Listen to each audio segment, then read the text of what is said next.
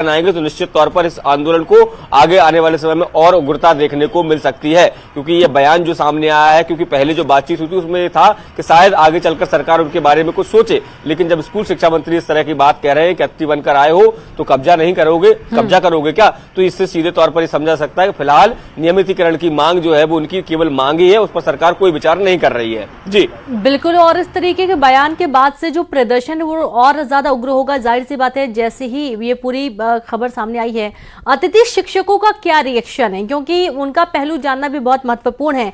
लगातार लंबे समय से नियमितीकरण की मांग कर रहे हैं, और अगर इस तरीके का बयान स्कूल शिक्षा मंत्री का आएगा तो निराशा भी होगी और गुस्सा भी होगा। शैलेंद्र, बिल्कुल बिल्कुल आपने ठीक कहा कि देखिए, जिस तरीके से लगातार अतिथि शिक्षक जो है वो सरकार के कहने के बाद ही वो अनियमितीकरण की मांग कर रहे थे। जैसा कि मैंने बताया कि तत्कालीन मुख्यमंत्री जो है शिवराज सिंह चौहान, उनकी तरफ से उनको आश्वासन दिया गया था, उनसे वादा किया गया था कि आने वाले समय में उनको नियमित किया जाएगा। शिक्षक जो भर्तियां होंगी, शैलेंद्र आपको रोकना चाहेंगे। हमारे साथ कांग्रेस से सुरेंद्र शर्मा जी जुड़ गए। सुरेंद्र जी, बहुत स्वागत है आपका न्यूज 18 पर। अतिथि शिक्षक लगातार मांग कर रहे हैं नियमितीकरण की, और अभी हाल ही में स्कूल शिक्षा मंत्री का ये बयान है कि अतिथि बनकर आए हैं तो घर में कब्जा करेंगे क्या। कैसे देखते हैं आप इस बयान को? देखिए, ये सिवाय दंभपूर्ण बात के कोई बात नहीं है। कोई भी देश का आदमी, कोई भी प्रदेश का आदमी, कोई भी शिक्षक हो, कोई भी कर्मचारी हो, सरकार से कुछ भी मांग कर सकता है। और उसको इस तरह से हिकारत के दृष्टि से बोलना कि मेहमान है तो मेहमान बन के रहो। अरे वो मेहमान इस देश के थोड़ी है जी, मैं आपके नागरिक हैं, आपके कॉलेज में पढ़ाते हैं, आपके द्वारा दी गई नियुक्ति के हिसाब से अतिथि शिक्षक हैं।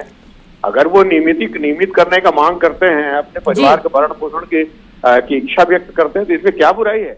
और अगर नहीं कर सकते तो कम से कम ठीक से बोल तो सकते हैं। जाहिर सी बात है, बिल्कुल सही कहा आपने। यहाँ पर कम से कम उनको अपने जो बयान है उन पर तो ध्यान देना चाहिए कि किस तरीके के बयान दिए जा रहे। बहुत शुक्रिया हमसे जुड़ने के लिए, बातचीत करने के लिए।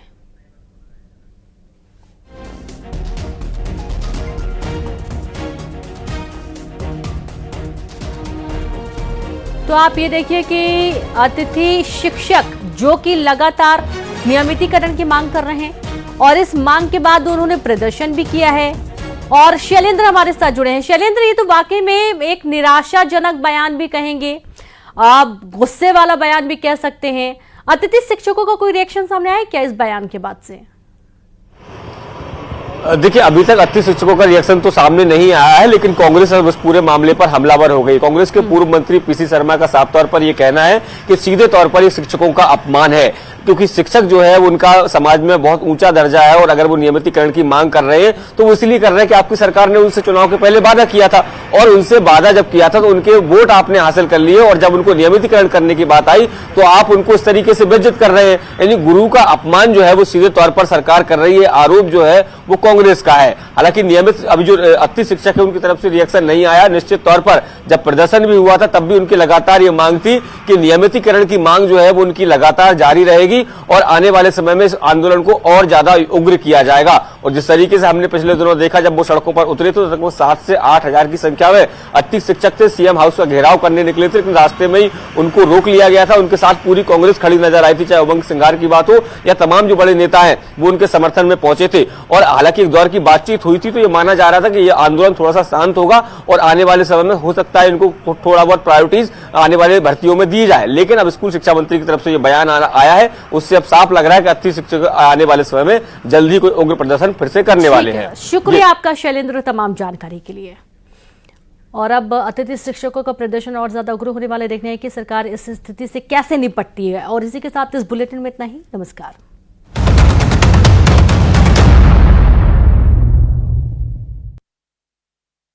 पाल की सड़कें बनी खुली गौशाला, सड़कों पर हर जगह दिखाई दे रहे निराश्रित गौवंश। विदिशा में न्यूज 18 की खबर का बड़ा असर, मारपीट के मामले में एसआई रामेश्वर कुमरी निलंबित। एमपी में एक्टिव मानसून सिस्टम बढ़ा आगे, कुछ दिन और मध्य प्रदेश में रहेगा बारिश का दौर।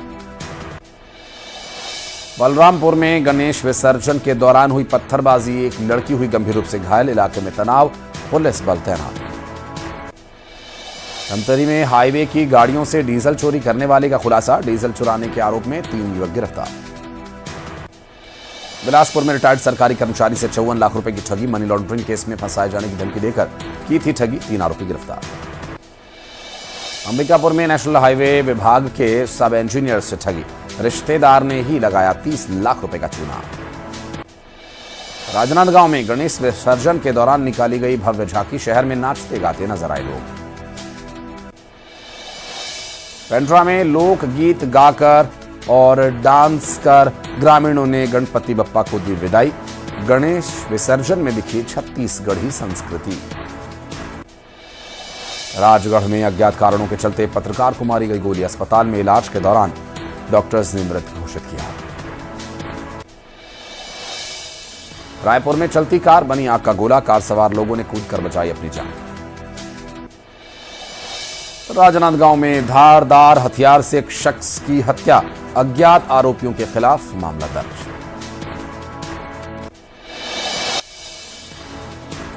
जम्मू कश्मीर में पहले चरण के मतदान जारी। जम्मू कश्मीर के 7 जिलों में